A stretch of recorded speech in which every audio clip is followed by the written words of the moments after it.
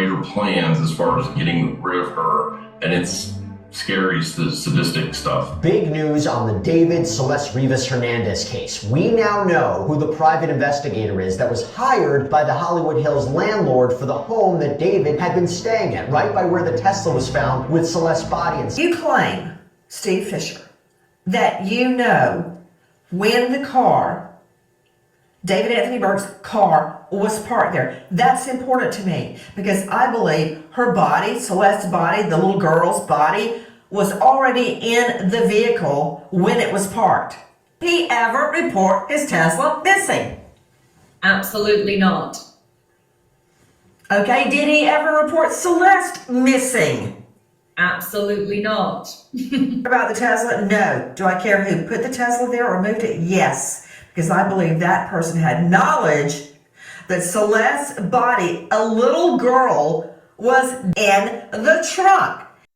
It's clear we've got a ton of reasons and evidence pointing to David Anthony Burke, knowing full well that Celeste was in the frunk of his Tesla, from surveillance footage showing the car rolling out from the direction of his house, just hours before his tour kicked off, to the overwhelming stench that the driver couldn't possibly ignore, and the fact he never reported the car or Celeste missing despite her living with him for months. But can we really nail it down and say for sure that David was the one who stashed her? Or going even further, could someone else have done it in his place? And if so, what was the motive? Covering up a crime, protecting his rep, or something else entirely? The private investigator's theories. In this latest episode, we're breaking down Nancy Grace's discussion from her crime stories. Episode aired on September 26, 2025, where she hosts a panel of experts unpacking layers of the investigation through targeted analyses. The session features private investigator Steve Fischer, hired by the Hollywood Hills property owner to gather neighborhood surveillance and timelines, alongside PR guru Rob Schuer, veteran defense attorney Randy Kessler, U.S. Sun Exclusives editor Katie Forrester, chief medical examiner Dr. Kendall Crowns, and forensic psychologist Dr. John DeLater. They cover the Tesla's movements, condition, and video evidence, along with decomposition details, behavioral red flags, strategic responses, psychological insights, and investigative next steps. We started piecing together the timeline from what was shared in that episode, focusing on the Tesla's movements as detailed by Steve Fischer. Back in January 2025, the car was parked clean right in front of the rental house in Hollywood Hills, already showing that big dent in the rear. Fischer pointed out how it looked pristine except for that damage, captured in images he got from the Department of Transportation. Then, jumping to May 2025, he had video showing the Tesla parked on Bluebird Avenue, the same street where it ended up later, and it was still clean at that point.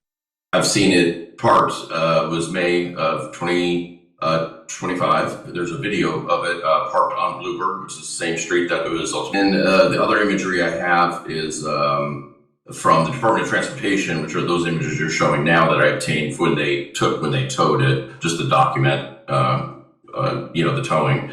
And then I do have one from earlier in January where the car is parked in front of the rental house. It shows that it's very clean, but does have that rear damage already, the large dent in the back of the car. Okay, got it. So you're saying May 2025 is the early car on the street in that neighborhood. But to you, Katie Forrest. Nancy Grace pressed him on these dates, asking him to repeat them to make sure everyone followed, and Fischer confirmed May as the earliest he could place it on the street in the neighborhood. By July 29, 2025, around 11 a.m., things shifted dramatically. Fischer described how video captured the Tesla coming around the curve from the direction of Burke's house, turning onto Bluebird and parking in its final spot. He emphasized that the camera angle caught it at the base of the curve, so you could see it approaching, but not the exact starting point or the driveway. The car was in rough shape by then, dirty and trashed like it had been left out in the elements or driven off-road in the desert, with beat-up wheel wells and that same huge rear dent. At 11 a.m., you saw a person get out of the Tesla. No, I didn't see them get out of the Tesla. They drove by when they drove by the camera in the Tesla, I could tell who it was, but then they're too far out of range, when they hit the parking spot. So I can identify the person from when they drove within 4 or 5 feet of the camera. Wow, that's even much better. So you're telling me it's not the person getting in or out of the Tesla. They drive by a cam, and that's July 29, correct? Correct. Fischer noted they had run the windshield wiper just once, probably to see through the grime, and the driver's window was rolled down even though they were only moving about a block and a half in 77-degree shady weather. Nancy Grace interpreted this as private investigator lingo, pushing Fischer to clarify that yes, the video showed it coming from Burke's direction with Celeste likely already inside.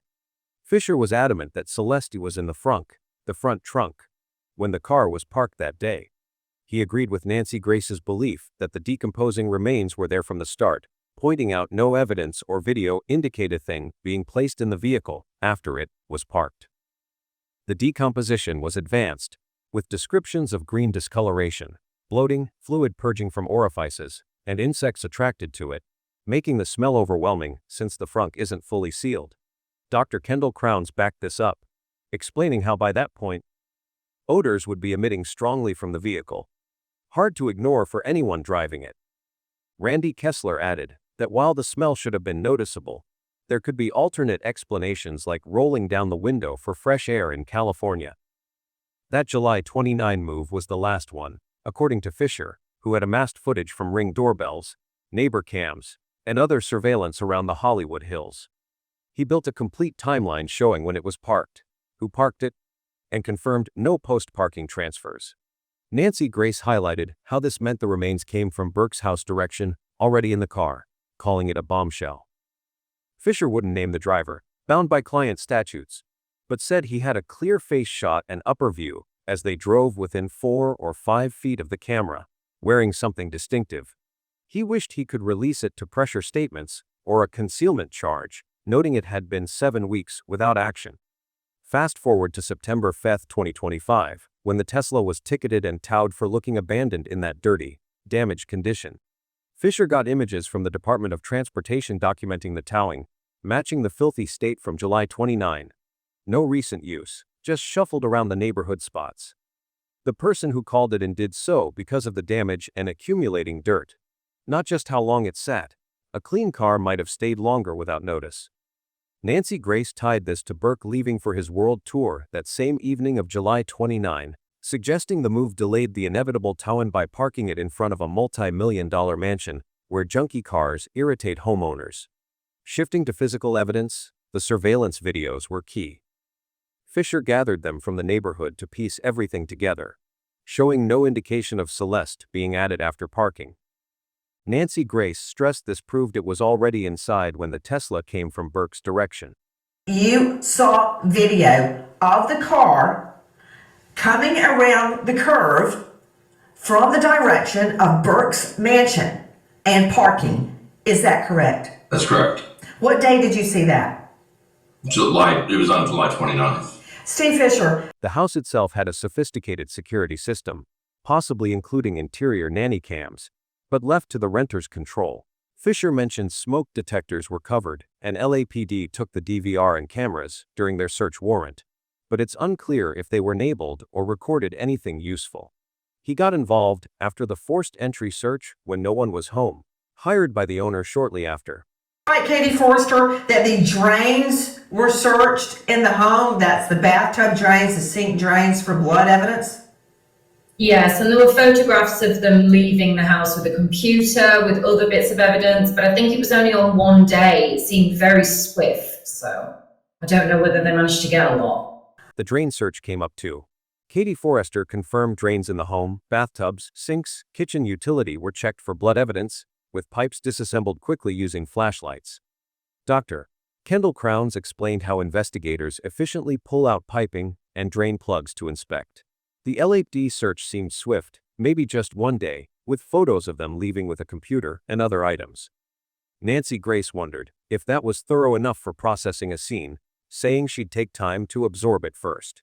Then there were the farm implements found in the mansion, things not typical for an urban home like that, left behind and not seized by police.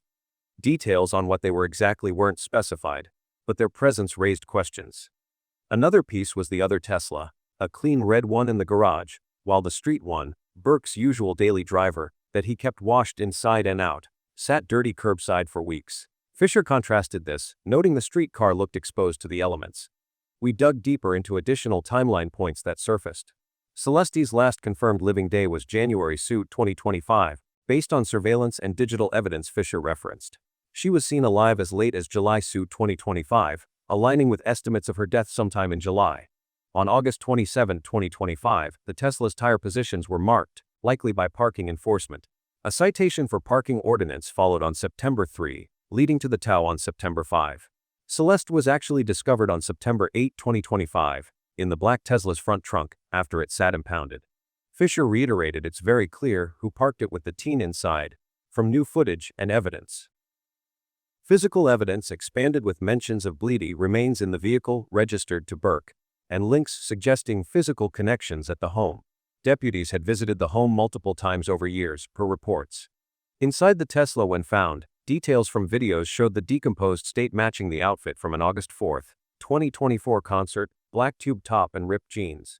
A tattoo, chic, on her right finger was noted. For the remains, advanced techniques like AI autopsy with CT scans, DNA, and microbiome clock could help due to the heat exposure in the car. The home searches included those drains, but also implied checks for other evidence like the implements. Fischer became familiar with Burke's associates over time, using photos and media left at the house to identify players, which helped with the driver ID. He started on another missing persons case, thinking it might connect, amassed info publicly, and got hired by the owner and his wife after they saw it. Nancy Grace grilled him like a hostile witness, pulling details with pliers, as she put it, to get the July 29 date and condition clear.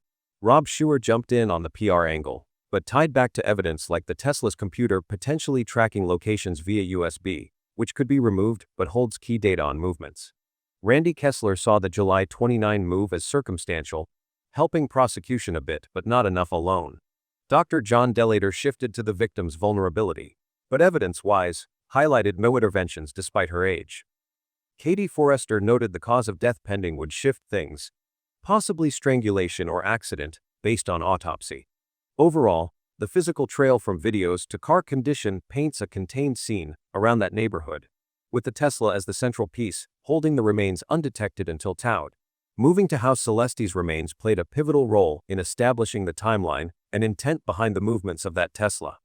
Steve Fischer laid it out clearly, explaining that she had been in the frunk during the final relocation on July 29, 2025, with no footage showing any transfer after parking. This detail anchored the theory that whoever handled the car knew exactly what was inside, tying her directly to the sequence of events leading up to discovery. Nancy Grace built on this, insisting that Celeste was already there when the vehicle came from the direction of Burke's place, making her presence the key to questioning knowledge and cover-up. It wasn't just about where she ended up. It was how her remains forced investigators to reconstruct every step, pointing to premeditation in hiding her. Fischer doubled down on this, repeating that Celeste was in the car during that July 29 drive, which shifted focus to why the move happened at all. Her remains became the centerpiece for arguing concealment, as the lack of any post-parking activity on video meant she had to have been placed earlier, likely at the origin point. This turned her into evidence of a deliberate act, not an afterthought, and Nancy Grace used it to challenge why no one reported the car or her absence.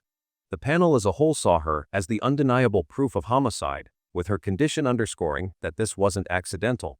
Someone had to have motive to leave her undetected for so long. Investigators highlighted how her remains, in an advanced state, suggested she had been in the vehicle for weeks prior to being found, making her the linchpin in dating the crime and linking it to the Tesla's abandonment. Dr. Kendall Crowns dove into the implications, describing how her remains would have produced intense indicators that anyone nearby couldn't miss, especially the driver. This made Celeste's placement not just a fact but a test of awareness. Whoever rolled down the window during that short July move had to be dealing with her directly, turning her into a silent witness against denial. Crowns emphasized that the frunk's design amplified this, ensuring her remains influenced every decision from parking to towing. Nancy Grace echoed this, calling the odor inescapable, when the car was positioned from Burke's direction, using Celeste to argue that ignorance wasn't possible. Her role here was to expose potential complicity, As the panel noted, she had been deceased for at least weeks or months before detection, forcing questions about why no one acted sooner. The panel collectively positioned Celeste as the core of the homicide narrative, with her remains dismembered and bagged, still in the outfit from that August 4, 2024 concert, a black tube top and ripped jeans. This detail made her a bridge between her last known appearance and the crime, highlighting how her presence in the trunk tied back to relationships and timelines. It wasn't merely tragic. It served to pinpoint when and where foul play occurred, as investigators used her to rule out natural causes. Crowns added that her state, with visible changes, would have drawn insects and fluids, making her remains a biological clock for the prosecution, estimating time since death and reinforcing the weeks in the car scenario. Fischer's analysis kept circling back to how Celeste's remains define the July 29 event, insisting she was there from the start of that final park. This elevated her from victim to evidentiary cornerstone, as the absence of transfer footage meant her placement predated the street abandonment, implicating earlier actions at the house. Nancy Grace pressed this point, using Celeste to dismantle any claim of coincidence, arguing her remains in that specific car from that direction screamed knowledge.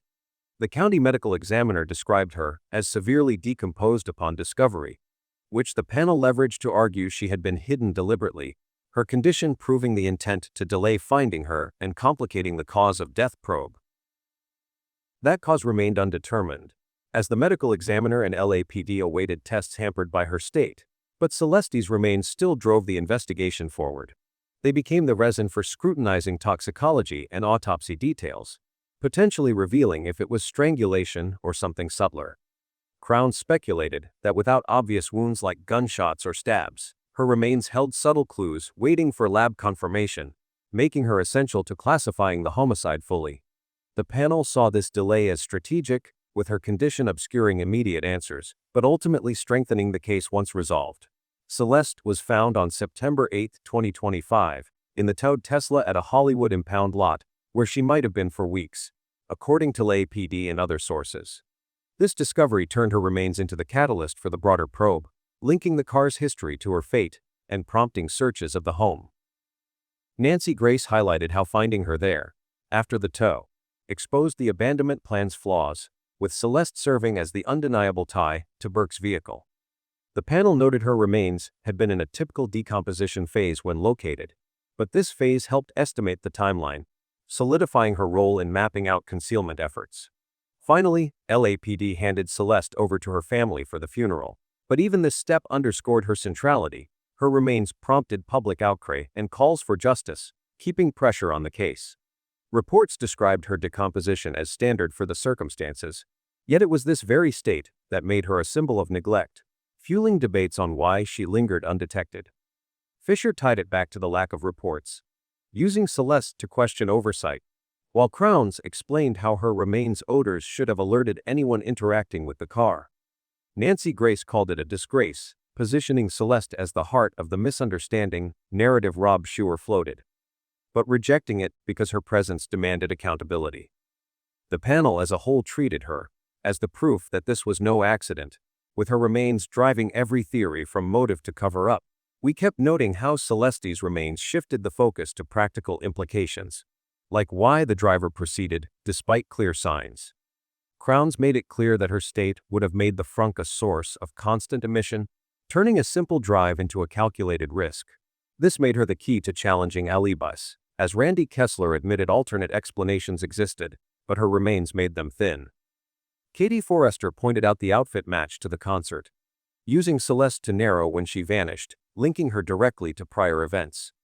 Investigators relied on her to build the week's prior estimate, making her decomposition a tool for chronology rather than just horror. Fischer's reluctance to name the driver stemmed from how Celeste's remains implicated them, bound by rules but wishing to release info to stack charges. Nancy Grace grilled him on this, using Celeste to argue for transparency, as her presence in the trunk from July onward meant someone concealed her knowingly. The medical examiner's wait for tests highlighted how her condition complicated, but didn't erase her evidentiary value, potentially revealing controlled substances or subtle trauma.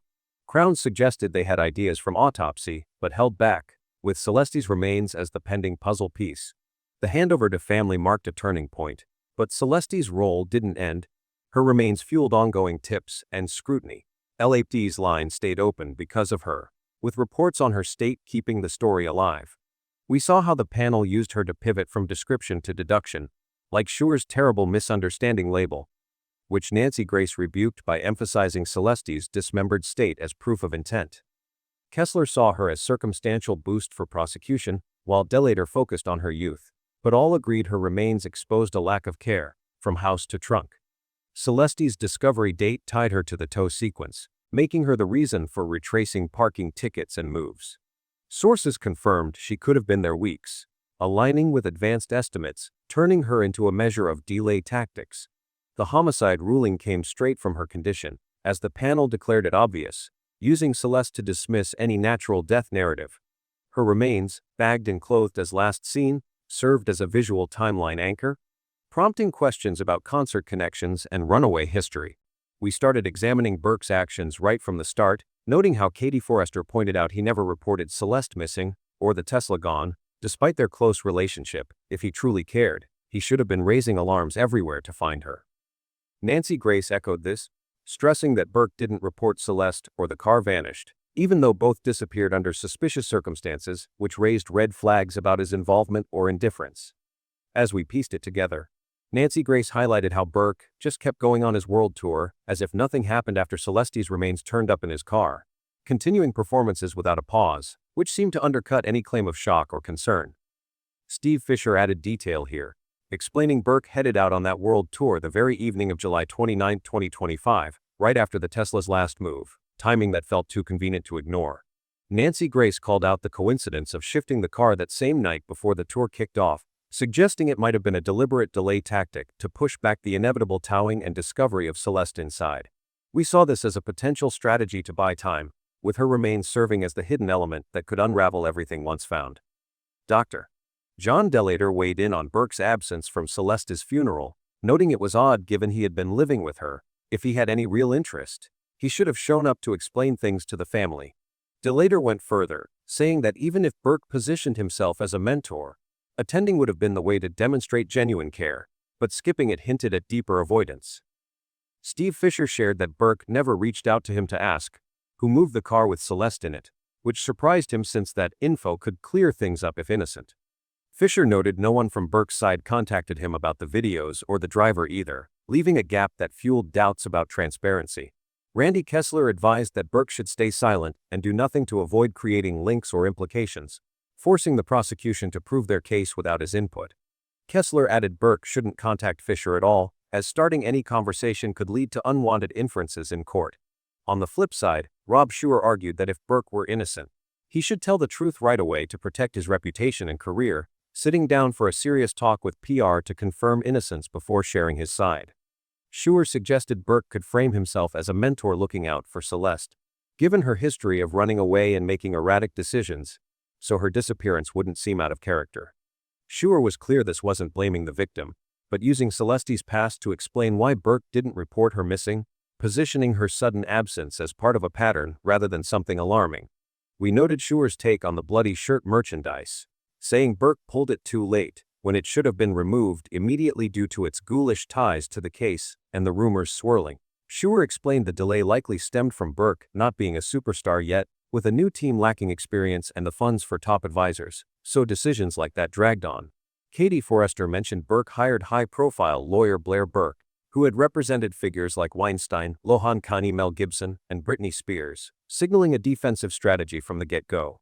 Randy Kessler described Blair Burke as discreet and private, the go-to choice for handling such situations effectively. The panel as a whole emphasized Burke hadn't faced charges or arrest yet, remaining innocent in the eyes of the law, with rumors of an arrest and fake mugshot dismissed as baseless online noise.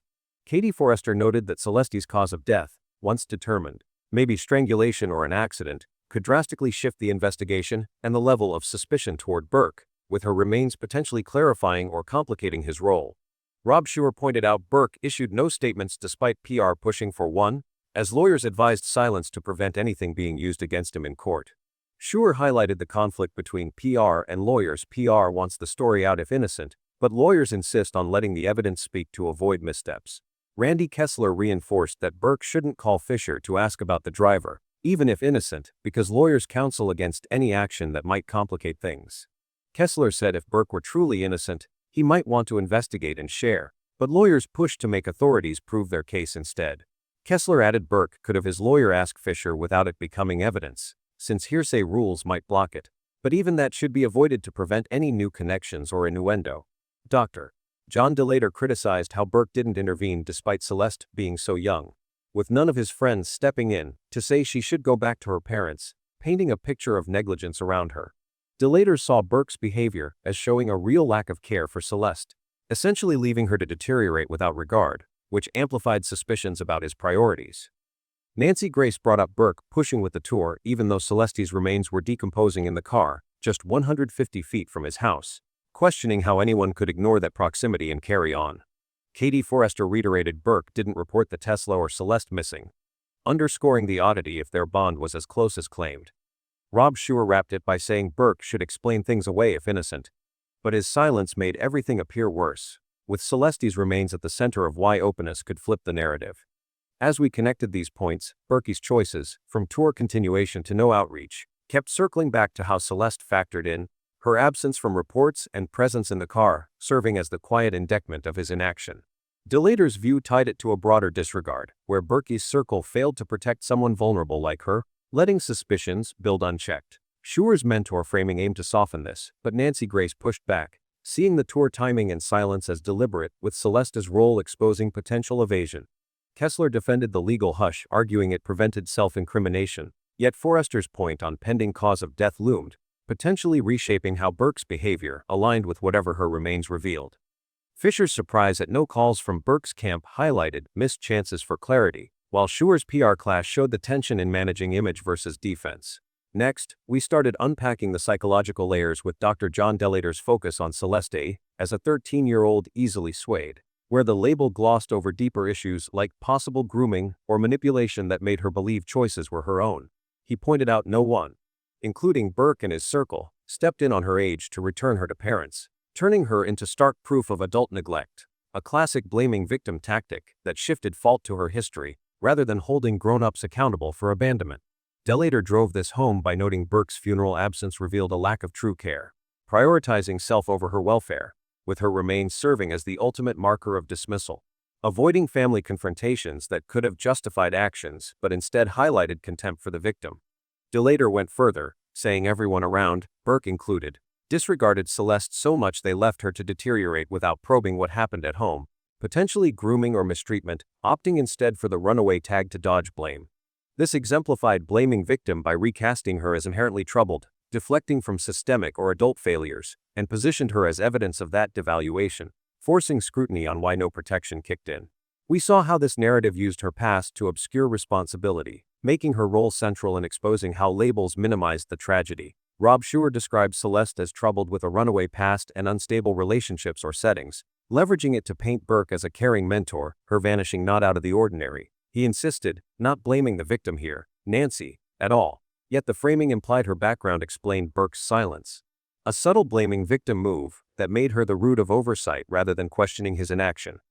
Schuer's approach turned her history into a shield for Burke, with her underscoring the gap between claimed mentorship and actual disregard, highlighting how such stories downplay victim agency loss. Schuer reiterated no victim blame, but used Celeste's erratic decisions, like repeated runaways, to justify not reporting her missing, presenting it as upset but not unusual.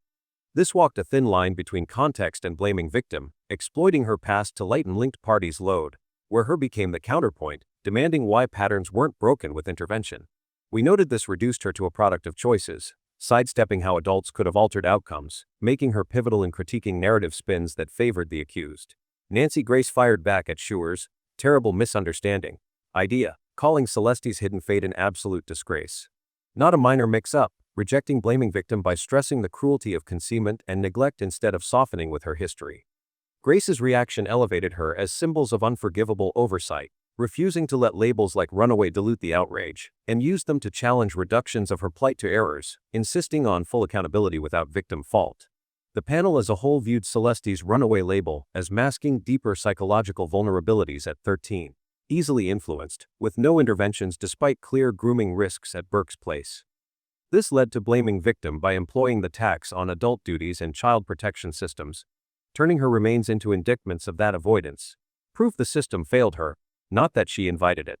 We traced how this collective angle positioned her as the overlooked center, her history weaponized to shift blame, while her remains forced reckonings on why no one acted, exposing the harm in such deflections. Delator's emphasis circled back to grooming potentials, where Celeste's youth made her ripe for convincing all was consensual. The runaway narrative a veil for exploitation without consequence. His point on no age-based pushback illustrated blaming victim at work, recasting her instability as cause rather than symptom, with her remains the endpoint revealing unchecked power imbalances. Schuer's mentor defense, denying blame while invoking her troubles, showed how subtly this played out. Her erratic life story became the excuse for non-action, her remains the rebuttal demanding why mentorship didn't include safeguards. Grace's disgrace label reframed Schuer's misunderstanding as deliberate harm, using Celeste's concealed end to reject any victim-centric excuses, focusing instead on perpetrator accountability. The panel's grooming nod amplified this, seeing the label as a dodge for deeper failures, with her remains embodying the cost. Untouched discussions on home dynamics left her unprotected, blaming her label over systemic lapses. We connected Delator's rot comment to broader contempt, where leaving her unaddressed reflected valuation so low that her history justified inaction, a prime blaming victim instance turning her into the problem. Schuer's, not unusual. Framing echoed this, using decisions to normalize absence, but Grace countered by insisting on the disgrace, making her remains the moral anchor against dilution. Delator's funeral skip tied to non-altruism, prioritizing avoidance over victim honor, with her remains highlighting this selfishness. Skipping meant no explanation, furthering blame shift to her past. The panel saw this in runaway masking, where psychological depths like influence vulnerability went unprobed, blaming her label to skip adult critiques. Schuer's insistence on no blame while building on troubles showed the narrative's fragility, her remains challenging it by evidencing end results of unchecked stories. Grace's strong push elevated her as undeserving of misunderstanding tags, her role exposing how blaming victim perpetuated cycles. Delator's abandonment to decay underscored ultimate disregard, using runaway to avoid home scrutiny, blaming victim by labeling her troubled without questioning enablers. The panel agreed, seeing grooming risks ignored, her call-out for protection failures masked as her fault. We saw Schuer's erratic justification as borderline, denying blame but leveraging it to defend silence, with her proving the stakes. Normalizing runaways led to tragedy. Grace's disgraceful retort refused this, centering her as a victim of cruelty, not choices. Delator's easily persuaded view at 13 tied to grooming, label bypassing manipulation, blaming victims by implying self-choice over coercion. Celeste thus became evidence of that bypass, demanding why no intervention. The panel's overall take reinforced this, runaway hiding influence ease, blaming to evade system talks, here the indictment of that evasion. At the end, we started breaking down the unknowns around how Celeste met her end, with Dr. Kendall Crowns explaining the cause remains undetermined, hinging heavily on toxicology results. If those come back negative for controlled substances, investigators might lean on hidden autopsy findings tied to the ongoing probe. Crowns suggested the cause could involve a subtle injury not easily spotted, like something less obvious than a gunshot to the head or stab to the chest, making her remains crucial for piecing together whether it was intentional or not, as they hold the potential clues that could redefine the entire narrative. He stressed toxicology's key role in pulling the trigger on full classification, potentially revealing controlled substances' involvement or confirming a subtle mechanism, turning Celeste into the pivotal element that either escalates charges or shifts suspicions entirely. Crowns added that authorities might already have a hunch from the autopsy, but are holding off disclosure until all results, including toxicology, roll in. If negative, the focus swings to those guarded autopsy details, underscoring toxicology's massive importance in clarifying ambiguities when no blatant wounds stand out. This positions her remains as the investigative linchpin, their analysis not just filling gaps but possibly overturning assumptions about intent, with toxicology acting as the gatekeeper to whether controlled substances played a part or if subtler factors drove the outcome. Katie Forster jumped in, saying the cause, once revealed, will really shift this investigation, perhaps accidental or something else entirely, calling it the main thing that could flip the case, influencing how other evidence like the drain searches for blood gets interpreted, and waiting on toxicology and cause to reshape doubts. Nancy Grace declared the homicide obvious, with a clear motive to end Celeste's life, and she's narrowing the timeline using the concert outfit match from August 4 alongside decomposition indicators, but insisted the cause is key to the case overall. Grace emphasized getting to the bottom of how Celeste died, with toxicology and autopsy poised to reveal homicide specifics, making her remains the core tool for unlocking those details and building a stronger prosecution path.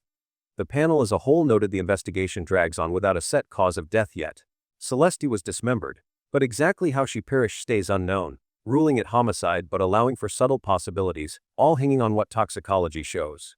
They highlighted toxicology's critical weight if negative, fallback to undisclosed autopsy elements due to the active probe, determining if it leans accidental or intentional, potentially flipping the whole inquiry and using her remains to either solidify or dismantle theories.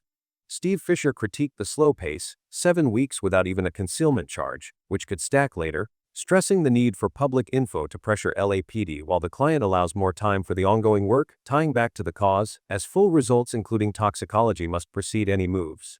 This frames her remains as the delay's root, their pending analysis holding back charges and turning Celeste into the barrier or breakthrough for legal steps.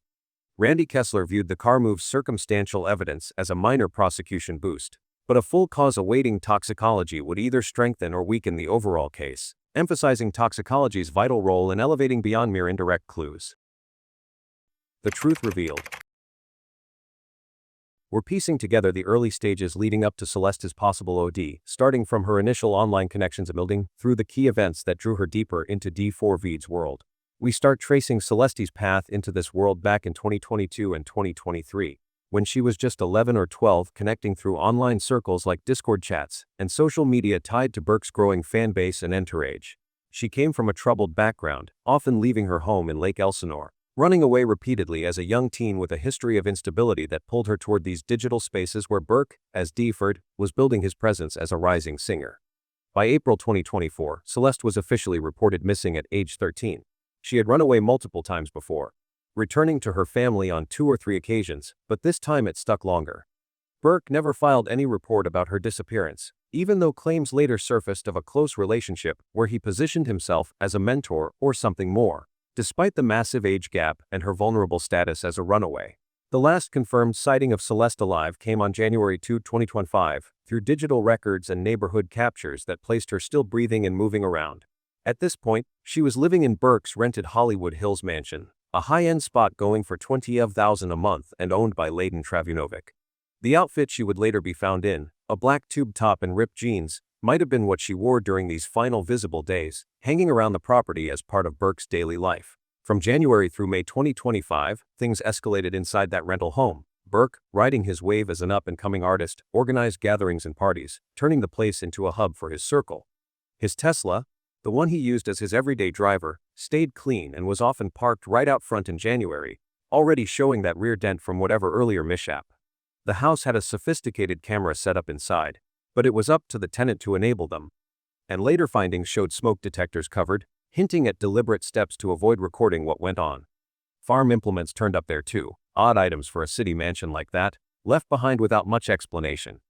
Drugs entered the picture here, with the theory centering on Schedule I substances circulating at one of these hosted events. Celeste had been away from her family for about 6 months or more by now, fully immersed in this environment Burke controlled. In May 2025, the Tesla first showed up parked on Bluebird Avenue, the same street where it would eventually get towed from. It looked clean at that point, just sitting there, which stands out as an early indicator of someone scouting or testing spots for leaving the car unattended, perhaps planning ahead for what was coming. Shifting to the death event itself, estimated in early or mid-July 2025, Celeste, now 14, OD'd during one of those parties or Gerke put together at the mansion.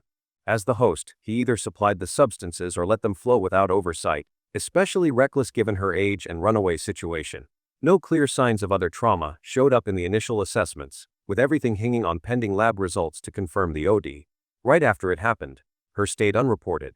They were stashed initially somewhere in the house, with drains getting attention later for any traces of cleanup, and those covered cameras pointing to privacy measures already in place. Decomposition kicked in from the start, but the smell stayed mostly contained indoors at first. Burke, living there and running the show, knew what had gone down. By mid-July, the group, Burke and his close associates, decided on concealment instead of calling for help. They prepped her for keeping secret, cutting them up and bagging them in trash. Hints from the private investigator described sadistic intentions to fully get rid of her after the fact, suggesting a calculated shouldn't to cover up. We pick up the story in the phase right after her death, but before that final move on July 29. In the immediate days following the OD, cleanup focused on the house, wiping down areas, possibly running water through drains to erase any evidence, and keeping those indoor cameras off or detectors blocked to avoid any record. Her were held temporarily inside the mansion, out of sight while the odor built but hadn't yet overwhelmed the space. As mid-July rolled on, they transferred her into the Tesla's frunk, loading it at or near the house without any street cameras catching the act.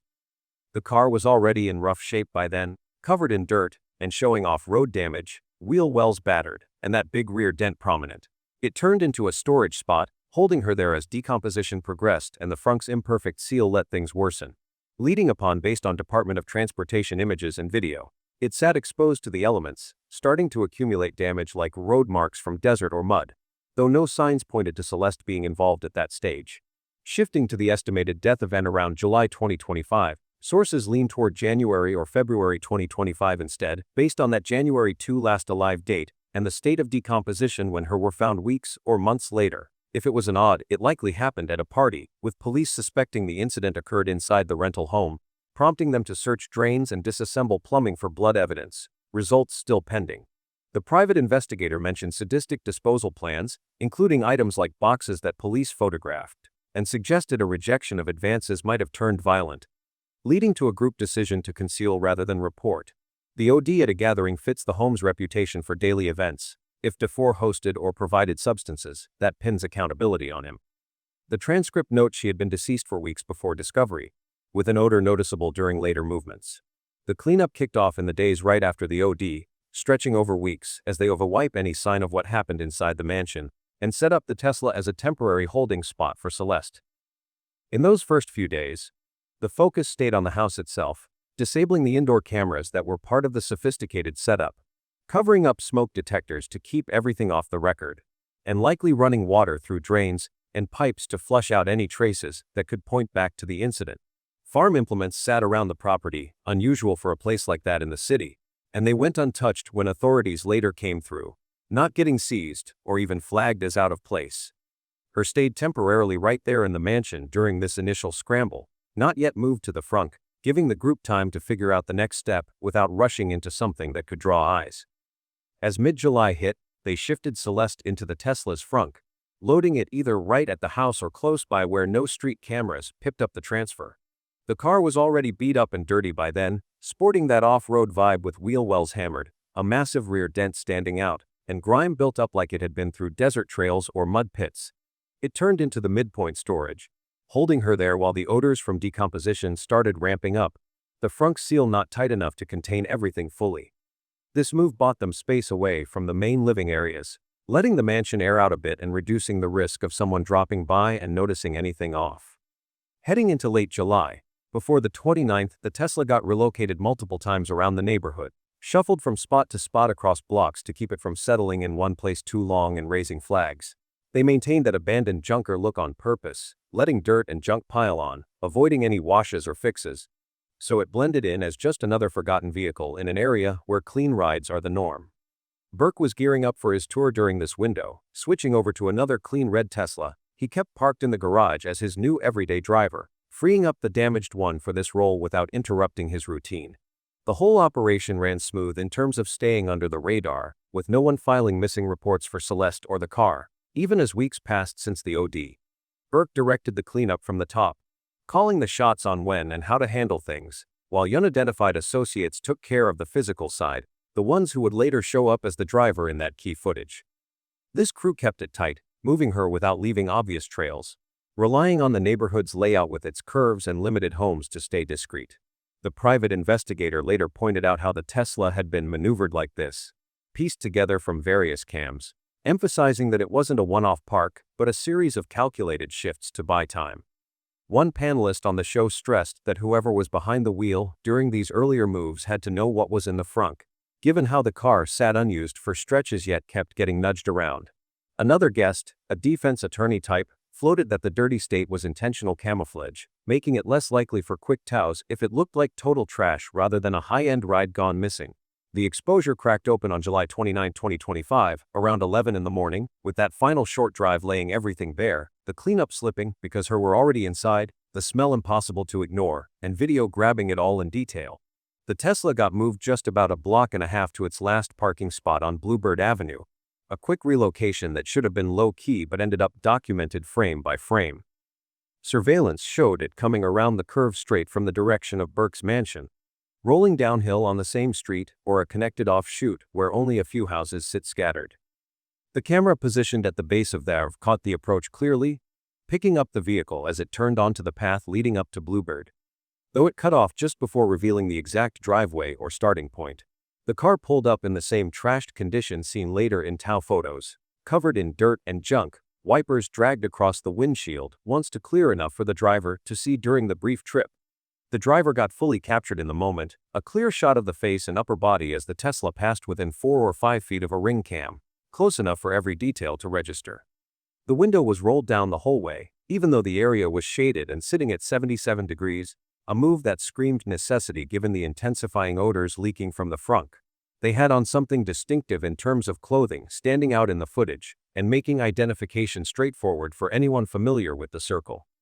The private investigator, who had dug through photos and media left behind in the house, recognized the person immediately as one of Burke's main players but held back on naming them, bound by rules and giving AP extra weeks to handle it first, 7 weeks and counting by the time he discussed it publicly. She were locked in the trunk long before this drive, with zero evidence on any cams of loading or unloading after the parking.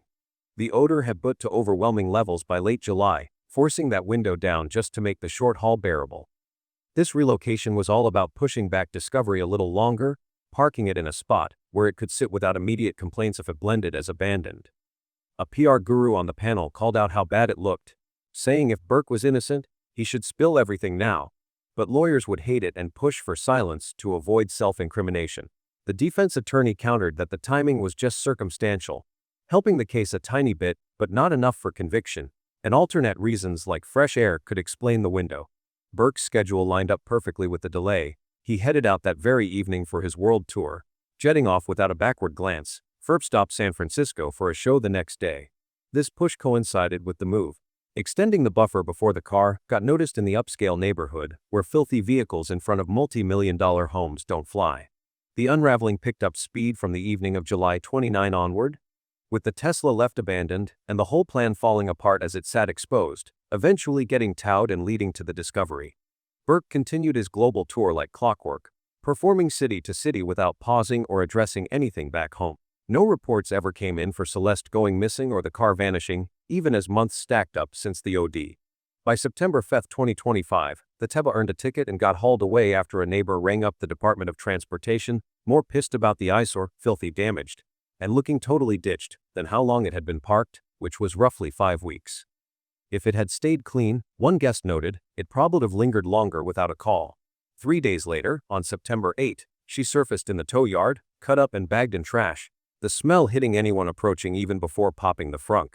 The outfit, a black tube top and ripped jeans, matched what she wore to Burkett's concert on August 4, though the death happened earlier. LAPD hit the empty mansion with a forced entry search warrant around this period, grabbing the DVR system, a computer, and other bits while taking apart drains in the bathrooms, kitchen, utility areas, and wherever else to inspect for evidence. They noted the covered detectors, a detail that screamed intentional blackout.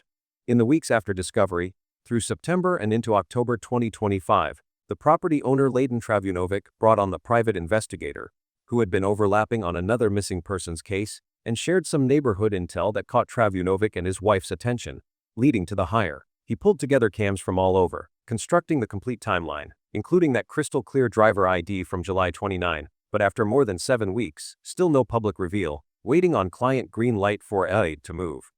Burke yanked his bloody shirt merchandise off the shelves, though it took way too long, drawing fire from a PR expert who said his team was green and inexperienced, not top tier yet since his career was still climbing. He also transferred his Texas home ownership to his mom after a swatting call stirred things up. He brought in a high-profile defense attorney, the kind who handles massive celebrity messes discreetly. Fake rumors flew about an arrest, complete with a phony mugshot, but it all got shot down, no charges, nothing official. The private investigator expressed surprise that no one from Burkett's side or Celeste's family reached out to him about the video or who was driving, expecting at least some push for answers. A psychologist on the panel hammered how odd it was for Burke not to show up at her funeral, given they lived together, saying if he truly cared as a mentor, he'd be there explaining to the family, but other forces were clearly holding him back. The defense attorney pushed that silence was smart, letting the evidence do the talking since nothing incriminating had stuck yet. And any call to the investigator could create unwanted links or implications. The PR guru kept riding the fence, calling it a potential terrible misunderstanding if innocent, but warned sitting quiet while the story painted him bad was risky, especially with the Tesla's computer possibly logging every mile via USB or internal systems. Neighbors in the Hollywood Hills, with their Holly dollar views, don't mess around with junk cars blocking curb space, and one specifically told the investigator it was the condition, body damage, accumulating grime, that triggered the tow call, not just the weeks it sat. Panelists debated if the July 29 move right before launch was a last-ditch effort to delay, with the attorney admitting it added a sliver of circumstantial weight but nothing damning. The investigator wanted to blast the driver's name publicly to rattle cages and force statements, but client rules tied his hands, insisting on more AP runway. Burke's world tour rolled on uninterrupted, no statements, no social media nods to the chaos. Just music and crowds while the hotline sat open for tips. We keep circling back to the cleanup phase after the OD, wondering who exactly stepped in to handle the heavy lifting for David Burke. The kind of hands-on work that requires trust and quick thinking under pressure. In a setup like this, where everything hinges on keeping things quiet while the clock ticks, it's not some random outsider. It's someone deep in Burke's inner circle, someone who knows the layout of his life inside out. The private investigator pieced together from those neighborhood cams how the Tesla got shuffled around like a hot potato, moved block by block without a hitch. And that points to a coordinated effort, not a solo scramble. He mentioned getting familiar with Burke's main players through all the photos and media scraps left behind in the house. Folks who could blend in and execute without drawing eyes. One name that keeps surfacing in whispers and online chatter as a potential key figure here is Josh Marshall, Burke's manager and the founder of Mogul Vision, the guy who essentially built the infrastructure for Burke's rise. Josh Marshall isn't just any manager, he's the one who rented that Hollywood Hills mansion for Burke in the first place, shelling out the $20,000 a month to lock in the spot and handle the logistics so Burke could focus on dropping tracks and packing venues. Their relationship goes back to Burke's early days grinding in the indie scene, when Marshall spotted his potential and looped him into Mogul Vision, turning a bedroom producer into a streaming sensation with hits that racked up millions of plays. Marshall's been the fixer from the jump, booking tours, negotiating deals, and shielding Burke from the noise of fame's underbelly. Like when he stepped in to quash early rumors about Burke's personal life or smoothed over label disputes that could have derailed a release. We see it in the way Marshall's always positioned himself as the gatekeeper, posting cryptic updates on socials about Burke's grind while keeping the messy parts offline, a dynamic that screams loyalty forged in late-night sessions and high-stakes bets. If Burke got pinched, the fallout would hit like a freight train, starting with his career flatlining overnight. Picture this sold-out world tours grinding to a halt mid-leg, promoters pulling plugs on dates from San Francisco to sold-out arenas abroad, leaving fans holding worthless tickets and merch piles gathering dust. Streams would tank as algorithms bury his catalog under the scandal, labels distancing faster than you can say breach of contract, and that endorsement money from brands chasing the Gen Z wave. Gone in a flash, replaced by boycott calls and sponsor walkouts. Marshall himself laid it out in one of his rare public clips, stressing how Burke's whole trajectory, from breakout singles to festival slots, hangs on that clean image, and any arrest would torch not just the music, but the merch empire, the collabs. Even the Texas properties Burke flipped into trusts under his mom's name right around the time things heated up. A PR voice on the panel echoed that, saying lawyers hate when clients spill early, but silence in a case this raw just amplifies the damage, turning a rising star into yesterday's headline. Marshall's got the chops to understand Burke on a level most couldn't touch, having mapped out his quirks and blind spots over years of steering the ship. He's the one who knows Burke's schedule down to the hour, from studio lock-ins to off-the-books hangs, and he's handled the quiet fixes before, like rerouting travel when paparazzi got too close or burying stories that could have gone viral. In this cleanup scenario, it fits his profile. The Tesla short hops around the neighborhood, screams someone with local pull, access to the rental's ins and outs, and the nerve to roll that window down on a 77-degree day, just to vent the air without batting an eye. The investigator hinted at it indirectly, talking about how the driver matched one of those main players from the house's leftover media, folks woven into Burke's daily orbit. And Marshall's fingerprints are all over the property logistics, from the lease to the security tweaks that left cams dark. Dig deeper, and stories bubble up about Marshall's role in past scrapes, like when he allegedly talked down a heated clash at a label party early in Burke's career. diffusing it before it hit tabs, or the time he pulled strings to get a delayed flight sorted mid-tour, so Burke could make a key show without missing a beat. That kind of proactive handling extends to the personal side too. Marshall's been spotted in clips hyping Burke's work ethic, calling him a generation talent, while glossing over the offstage chaos, a sign he gets the man's drive and the risks that come with it. If he stepped into the cleanup, it wouldn't shock. He's the type who processes threats fast, weighing how one wrong move could cascade into lost deals or worse. A defense attorney type on the show put it plain, inquiring about details. Let that driver footage creates trails you can't erase, but someone like a manager, embedded and street smart, could navigate it without leaving crumbs. The TT ripples out financially too, with Burke's net worth pegged around 7 figures from streams and syncs, evaporating under legal fees alone, not to mention the tour revenue that could have topped 8 figures this year. Marshall's break silence moment, where he vehemently distanced himself on TikTok, swearing zero knowledge and calling out misinformed online smiths, shows how invested he is in protecting that asset. He framed it as protecting the team, but between the lines, it's clear an arrest would gut Mogul Vision's cred, scaring off future signees who see Burke as the blueprint. We've heard from insiders and clips that Marshall's the one who greenlit big swings like the bloody shirt merch drop, only to yank it late when backlash hit, a move that screamed damage control from someone who knows Burke's impulses cold. Marshall's ability to handle Burke's messes shines in how he juggled the post-heat moves, like advising on that Texas home transfer to a trust under Burke's mom, a classic shield against asset grabs if things go south. It's the kind of foresight that comes from years decoding Burke's patterns, the late-night decisions, the circle of yes men, the way fame amplifies bad calls. The PR guru weighed in, saying early career teams like theirs lack the heavy hitters, but Marshall's proven he can punch above, from refuting arrest rumors Rick mugshot floating around to clapping back at true crime TikToks spinning wild tales. If he was the one moving that Tesla on the 29th, window down and all, it tracks with his profile close enough to ID from cams, trusted enough to execute solo, and savvy enough to thin before the tour kicks off. Panel talk turned to how managers like Marshall operate in the shadows, fixing what stars break without fanfare. And one guest nailed it, if innocent, spill now, but the silence suggests deeper stakes. Marshall's public denial, hitting outlets from, painted him as blindsided, but the timing, right after the investigator's timeline drop, raises flags about who really knew the car's path. His grasp on Burke extends to the emotional side too, hyping him as a mentor figure in old posts while steering clear of the age gap whispers that trailed Celeste's orbit. In a cleanup pinch, that insight lets him anticipate moves, like parking the junker Tesla to mimic abandonment while the clean red one stays pristine in the garage. The fallout for Burke would shreddles rep beyond repair, with socials erupting in calls to stream elsewhere, playlists purging his tracks, and that Gen Z fanbase, loyal but fickle, flipping to the next sound. Marshall's the buffer who's kept it afloat so far, but an arrest would drag him under too. His agency tainted by association.